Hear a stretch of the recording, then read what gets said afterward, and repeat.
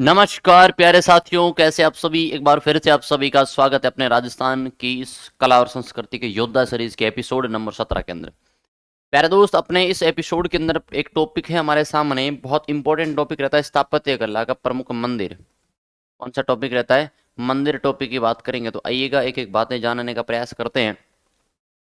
सबसे पहले हम ये जानेंगे राजस्थान के अंदर जो प्राचीनतम सूर्य मंदिर है, सन टेम्पल्स है, अब वो कौन कौन से। उसके अंदर सबसे पहला चित्तौड़ के अंदर एक सूर्य मंदिर है जिसका वर्तमान नाम कालिका माता मंदिर है।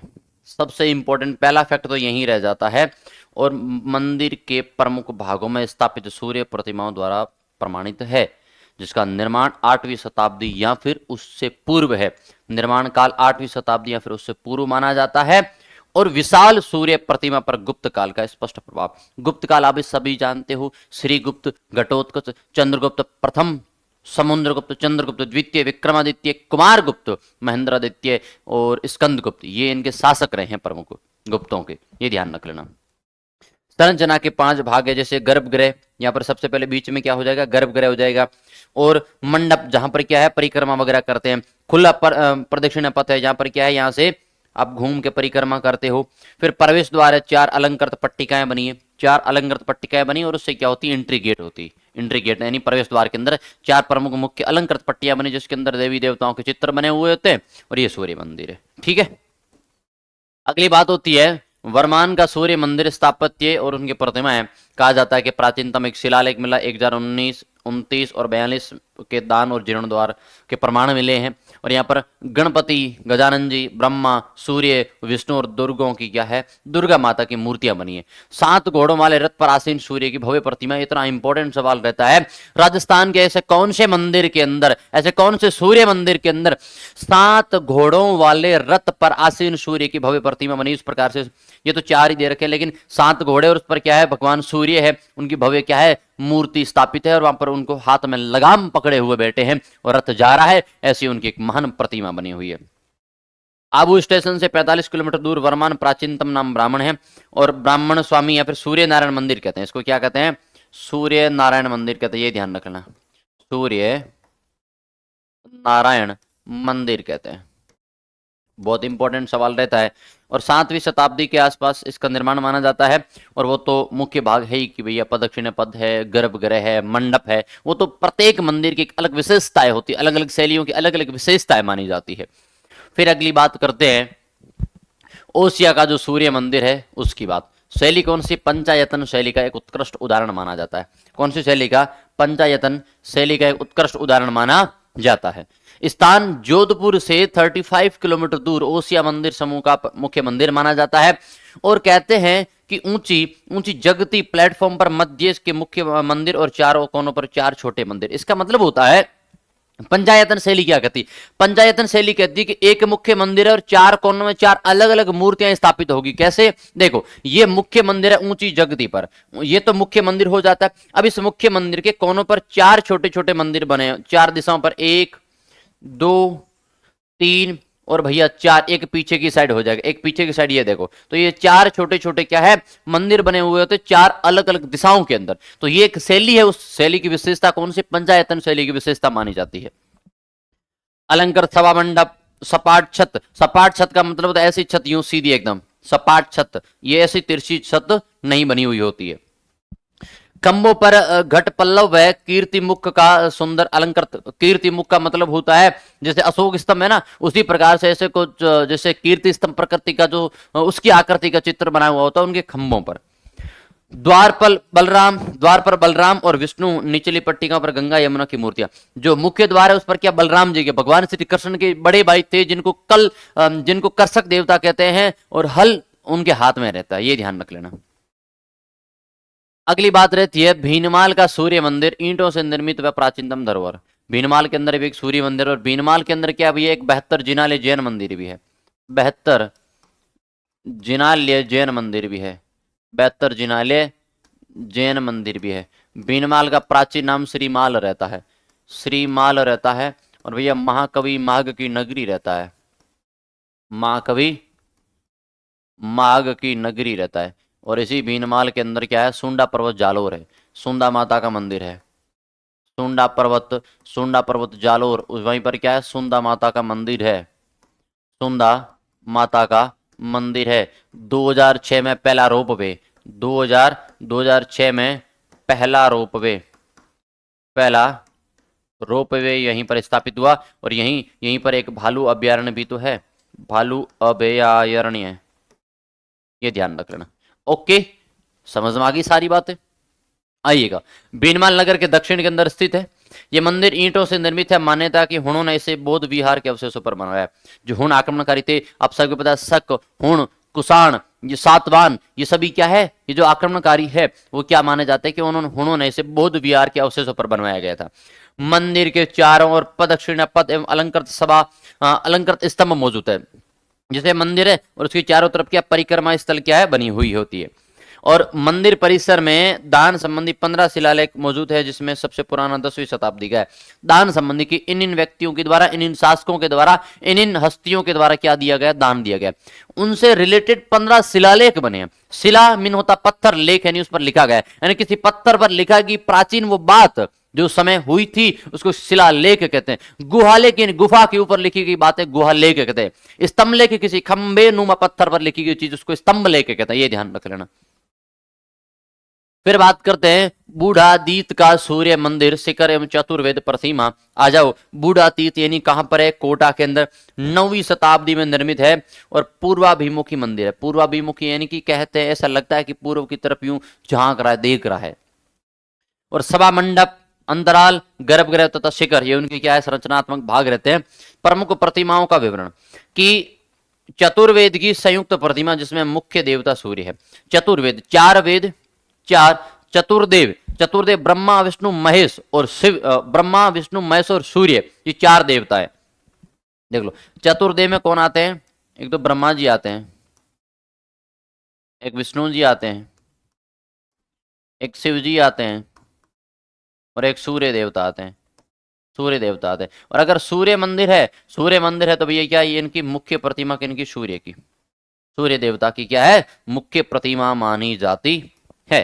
फिर उमा महेश्वर, लक्ष्मी नारायण, दिक्पाल एवं सुर सुंदरियों की क्या है, मूर्तियां बनी। ये अलग अलग देवियों की क्या बनी हुई है, मूर्तियां भी उनके साथ साथ में क्या है, बनी हुई है। कौन से मंदिर की बात हो रही है, बूढ़ातीत का सूर्य मंदिर। कहां पर है, कोटा के अंदर। कब निर्माण होता है, 9वीं शताब्दी के अंदर। अगली बात होती है राजस्थान के प्रमुख अन्य सूर्य मंदिर। कौन कौन से बताओ, जयपुर का सूर्य मंदिर है। आइएगा, आमेर और गलता की पहाड़ी पर स्थित है। यह सूर्य सप्तमी पर विशेष पूजा होती तथा भगवान सूर्य की सवारी निकाली जाती है। अगर आपसे छोटा सा सवाल पूछ ले, भगवान सूर्य की सवारी कहां निकाली जाती है, लिख दो। तो भगवान सूर्य की सवारी, भगवान सूर्य की सवारी निकाली जाती है। भगवान सूर्य की सवारी जयपुर के अंदर निकाली जाती है, गलता जी के पास में, गलता जी की पहाड़ी पर बना है। और यहाँ पर क्या, आमेर और गलता की पहाड़ी पर स्थित ये सूर्य मंदिर है। कहां पर है, जयपुर में। नगर का सूर्य मंदिर, नगर पड़ता है टोंक में, नगर टोंक में। मान्यता के अनुसार इसका निर्माण नंदन नामक शासक द्वारा करवाया गया। इतना याद रखना, नंदन, टोंक और भैया और नगर का सूर्य मंदिर। अन्य महत्वपूर्ण स्थल में देखो, रणकपुर चंद्रावती है, आजारी, मुक्तला, मालगांव, सातपुरा, रोहेड़ा और कुसुमा अनादरा। ये इंपॉर्टेंट ना है, नार को तो भी कोई दिक्कत की बात नहीं, लेकिन इनको तो जरूर याद रख लेना। आगे बात समझ में, चलो भाई। राजस्थान के जैन मंदिर जो श्वेत पाषाण और आध्यात्मिकता और भैया कह सकते हैं शांति जैन संस्कृति का उद्गम, प्रथम तीर्थंकर। देखो, मैं जैन मंदिर की बात करता हूं तो जैनों के अंदर प्रथम तीर्थंकर कौन माने जाते हैं, प्रथम तीर्थंकर माने जाते हैं ऋषभ देव या फिर आदिनाथ। कौन, ऋषभ, हाँ एक मिनट, ऋषभ देव या फिर आदिनाथ। जैन धर्म के 19वें तीर्थंकर माने जाते हैं मल्लीनाथ जी, जो एकमात्र महिला तीर्थंकर मानी जाती है। फिर 23वें माने जाते हैं पार्श्वनाथ, 23वें माने जाते हैं पार्श्वनाथ। 24वें माने जाते हैं महावीर स्वामी, जो क्या माने जाते हैं, अंतिम तीर्थंकर माने जाते हैं। इन्हीं महावीर स्वामी जी के द्वारा पंचशील का सिद्धांत दिया, पंचशील का सिद्धांत। और इन्हीं पार्श्वनाथ जी के द्वारा चातुर्याम का सिद्धांत दिया। और इन्हीं ऋषभदेव आदिनाथ के दो बेटे थे, एक का नाम था भरत और एक का नाम था बाहुबली, जिनके बीच में मल्ल युद्ध होता है और जिसके अंदर बाहुबली विजय होता है, लेकिन शासन को त्याग के श्रवण बेलगोला मैसूर कर्नाटक की पहाड़ी पर जाता है। इसलिए जैन धर्म का उसको क्या कहते हैं, अर्ध तीर्थंकर कहते हैं। शासन युद्ध किया, शासन त्याग दिया और श्रवण बेलगोला मैसूर कर्नाटक की पहाड़ी पर ध्यान लगाने चले जाते हैं, इसलिए उसको जैन धर्म का अर्ध तीर्थंकर कहते हैं। ये भी याद रख लेना।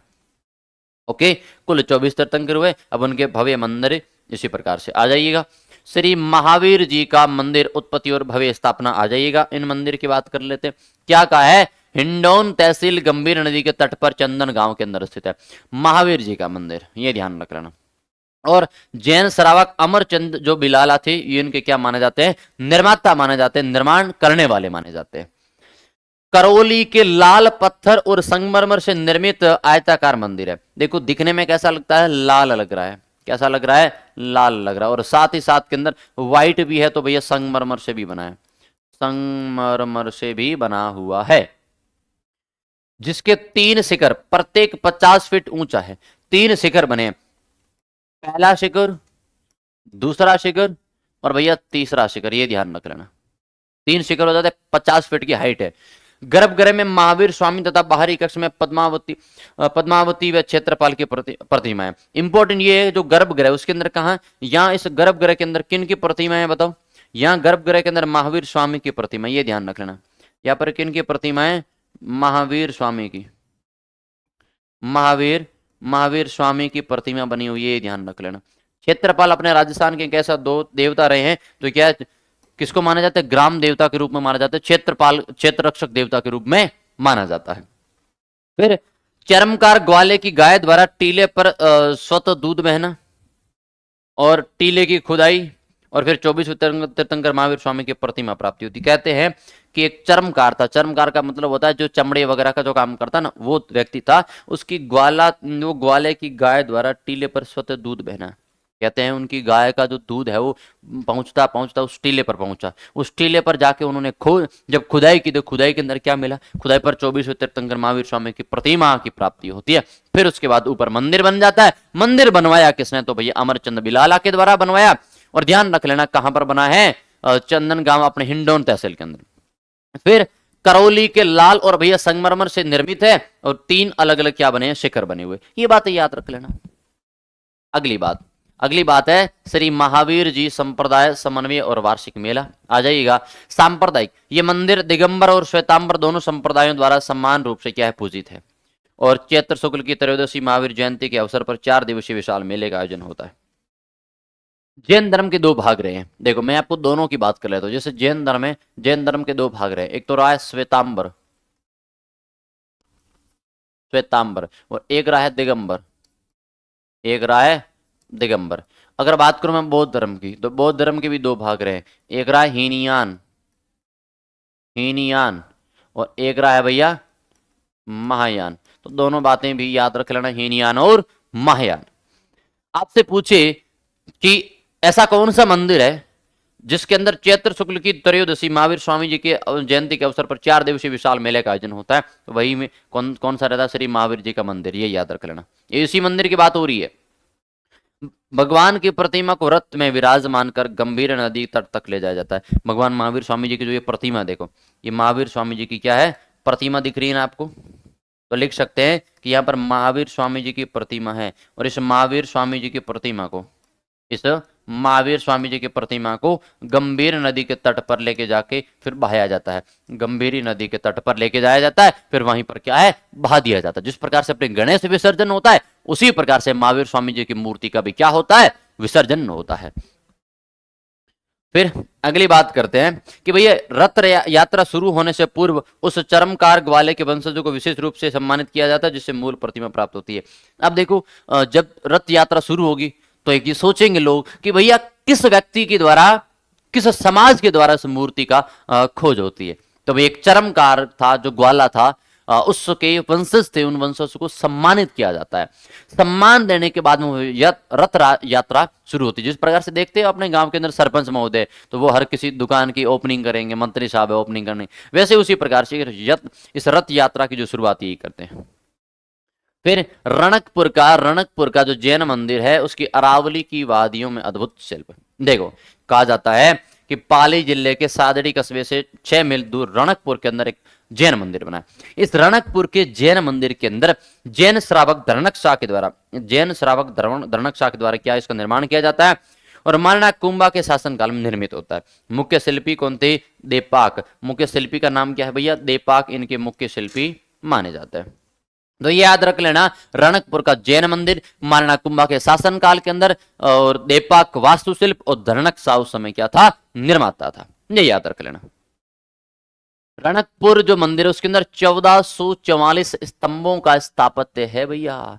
1444 स्तंभ है, और इस प्रकार से ये क्या बनी है? इस प्रकार से ये बीच में मूर्ति बनी है। ये ध्यान रख लेना, ये क्या बनी है भाई? ये मूर्ति बनी है। छोटी सी चीज है।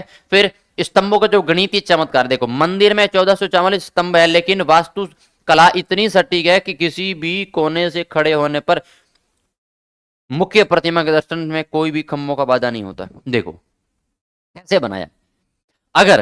अगर आप किसी भी कोने से खड़े होते हो, अगर जैसे माना कि ये मंदिर है, ठीक है, जैसे एज इट इज मैं मंदिर में हूं, तो अगर मैं इस कोने में गया तो भी मुझे वो मूर्ति इस प्रकार से दिखेगी, कोई भी खंभा बीच में नहीं आएगा। लेकिन फिर मैं अगर इस कोने से भी जाऊं तो भी मुझे वो मूर्ति इस प्रकार से दिखेगी कि कोई खंभा बीच में नहीं आएगा। ये एक वास्तुशिल्प की सटीकता इस प्रकार से बनेगी। क्या दिमाग रहा होगा उस समय के लोगों में, क्या देपाक किस प्रकार का शिल्पी रहा होगा, किस प्रकार से उसने स्ट्रक्चर बनाया होगा कि एक भी मूर्ति के दर्शन में एक भी खंभा बाजा नहीं बन रहा है। फिर 5 फीट ऊंची आदिनाथ की चौमुखी प्रतिमा, चारों दिशाओं में मुख है। ये याद रख लेना, बहुत इंपॉर्टेंट चीज लिखवा रहा हूं। क्या कहा है भैया? एक तो मूर्ति है। अब मूर्ति किनकी है? आदिनाथ की, ऋषभ देव या फिर आदिनाथ की मूर्ति है। आदिनाथ कह सकते हो। दूसरा नाम क्या है? ऋषभ देव। पहले तीर्थंकर माने जाते हैं। पहले तीर्थंकर माने, ये ध्यान रख लेना, फर्स्ट तीर्थंकर। और ये जो मूर्ति है ना, ये जो मूर्ति है भैया, ये चौमुखी है। कैसी है? चौमुखी है। चौमुखी के अंदर इस बात का ध्यान रख लेना, 3 मुखी दिखेंगे, 1 2 3 और एक चौथा पीछे, ये याद रख लेना, ठीक है। और 5 फीट इसकी हाइट है। हाइट कितनी है? 5 फीट इसकी क्या मानी जाती है? इस मूर्ति की हाइट है। और इस स्वरूप के कारण इसे चतुर्मुख जिन प्रसाद भी कहते हैं। इसको क्या कहते हैं? चतुर्मुख जिन प्रसाद। चतुर्मुख जिन प्रसाद भी कहते हैं। ये बात ध्यान रख लेना। तो छोटी छोटी बातें हैं, इंपॉर्टेंट रहती है कि जैसे गणितीय चमत्कार अच्छे हैं। मूर्ति की सारी विशेषताएं आपके सामने इस प्रकार से बढ़िया से दे रखी। मैंने मूर्ति वगैरह सब कुछ बढ़िया से लगा रखी, कोई दिक्कत की बात नहीं है। फिर रणकपुर का जो विशाल संरचना है, कहते हैं कि विशाल संरचना के 54 भव्य शिखर है, 24 मंडप है, 24 मंडप और 84 क्या है? देविका। ये 2 बार आ गया ना, 84 क्या है? देविका। और कहते हैं कि काल माना जाता है। एक शिलालेख मिला, रणकपुर का शिलालेख, जिसके अंदर भाषा संस्कृत है, 1496 और 1439 ईस्वी का मिला। ये तो विक्रम संवत हो जाएगा 1906 और 39 ईस्वी हो जाएगा। ऐतिहासिक महत्व है कि इस शिलालेख पर बप्पा रावल से लेकर महाराणा कुंभा तक का वंशावली का वर्णन मिलता है। बप्पा रावल टू कहां तक? महाराणा कुंभा। महाराणा कुंभा तक की क्या मिलती है भैया? जानकारी मिलती है। कौन से? रणकपुर के शिलालेख के अंदर। समय 1439 ईस्वी, 1496 विक्रमी संवत। ये ध्यान रख लेना, ओके। अगली बात, दिलवाड़ा का जैन मंदिर, सीसा की खान दिलवाड़ा में, तो विमल साई माउंट आबू सिरोही के अंदर। दिलवाड़ा माउंट आबू सिरोही। कहते हैं कि 5 प्रसिद्ध मंदिरों का समूह है, जिसमें प्रथम ये है। क्या है? 5 प्रसिद्ध मंदिरों का समूह है। अब उन मंदिरों के अंदर देखो कौन कौन से मंदिर है, ये ध्यान रख लेना। पहला विमल साई को समर्पित है, लूणव साई, और इन सभी की क्या अलग अलग विशेषताएं मानी जाती है, 27 जैन देवरी। लेकिन फिर भी मैं शुरुआत से बता देता हूं, विमल शाही मंदिर आदिनाथ को समर्पित है। ऋषभ देव फिर आदिनाथ पहले तीर्थंकर में बता चुका हूं, पहले तीर्थंकर माने जाते हैं। फिर दूसरी बात, गुजरात के चालुक्य शासक भीमदेव फर्स्ट के मंत्री थे विमल शाह, उन्होंने इसको निर्माण करा 1031 ईस्वी के अंदर। 1031 ईस्वी का मतलब होता है मोहम्मद गोरी पृथ्वीराज चौहान तरते उससे भी पहले का समय माना जाता है। मोहम्मद गोरी पृथ्वीराज चौहान तरते उससे भी पहले का समय माना जाता है। शिल्पी थे कीर्तिधर जी, मुख्य शिल्पी सूत्रधार, और स्थापत्य विवरण की 14 वर्षों में निर्मित हुआ है। 57 देवरिया 12 अलंकृत स्तंभों पर टिका रंग मंडप, 16 विद्या देवियों की अद्भुत प्रतिमाएं बनी है। ध्यान रख लेना। दिलवाड़ा का जैन मंदिर का है, विमल शाही, माउंट आबू, शिरोई। माउंट आबू कहाँ पड़ता है भैया? माउंट आबू पड़ता है शिरोई के अंदर है। अरबूदारी ऊंची नगरी आबू गढ़ कहलावे, जिनरे सरिये रसिया बालम नक्की झील कहलावे। ये ध्यान रख लेना। ओके, तो यहां तक की सारी बातें ध्यान रख लेना। ओके भाई, यहां तक की सारी बातें क्या करना, ध्यान रख लेना। अब आपका भाई आपको एक HW का काम देगा, लिख दो, लिख दो। आपका भाई आपको एक HW का काम देगा, और HW के अंदर एक सवाल है छोटा सा, एक छोटा सा सवाल है। सवाल ये है, पहला सवाल कि रणकपुर का जैन मंदिर, जैन मंदिर किसे समर्पित है? किसे समर्पित है? ठीक है। और दूसरा सवाल ये लिख सकते हैं कि जैन धर्म में कितने तीर्थंकर हुए हैं? कितने तीर्थंकर हुए हैं? ठीक है भाई, इन दोनों सवालों के जवाब आप कमेंट बॉक्स में जरूर दे देना। और कैसा रहा सेशन? बहुत अच्छी इन्फॉर्मेशन थी। मंदिर बहुत कम पढ़ाए जाते, बहुत कम पढ़े जाते, इसलिए मैंने आपको सब चीज साथ में क्लियर करवाने का प्रयास किया। मिलते हैं नेक्स्ट पार्ट के अंदर उसी मंदिरों की श्रेणी को। तब तक के लिए मैं आपका भाई पंकज बिश्नोई आप सभी को मेरी तरफ से राम राम, खम्मा गणी, जय श्री राम, राधे राधे, जय हिंद, जय भारत।